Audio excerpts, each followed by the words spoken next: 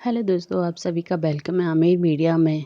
बरसात का मौसम था, चारों ओर काले बादल छाए हुए थे। वर्षा शुरू हो चुकी थी।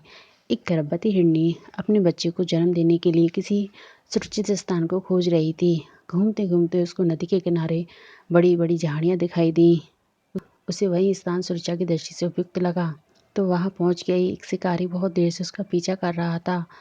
वह भी उसी स्थान पर जा पहुंचा। अपने दोनों बाण चढ़ाकर निशाना साध ही रहा था कि इतने में शेर वहां धमका। अब एक और शिकारी हिरनी को निशाना साधे खड़ा था, दूसरी ओर हिरनी और शेर का आमना सामना हो रहा था। वह खूंखार शेर उस पर झपटने को तैयार था। एक तरफ उफनती हुई नदी बह रही थी। अब बेचारी हिरनी करे भी तो क्या करे। हिरनी चारों तरफ से घिर चुकी थी।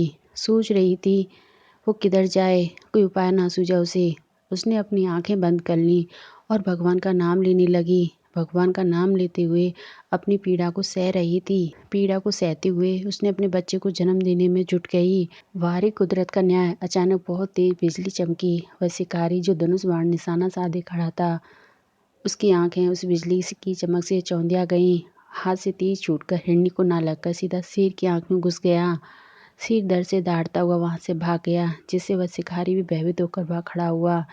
इन सब के बीच में हिरनी ने एक स्वस्थ बच्चे को जन्म दिया। उसने मन ही मन उस परमात्मा को अपने बच्चे की जान बचाने के लिए धन्यवाद दिया। तो बच्चों, यह थी हिरनी और शेर की कहानी। हमारे जीवन में कभी भी कुछ क्षण ऐसे आते हैं जब हम स्वयं को चारों ओर समस्याओं से घिरा हुआ पाते हैं, कुछ निर्णय नहीं ले पाते। ऐसी स्थिति में हमें सब कुछ नियति के ऊपर छोड़ देना चाहिए और अपने लक्ष्य की तरफ ध्यान केंद्रित करना चाहिए।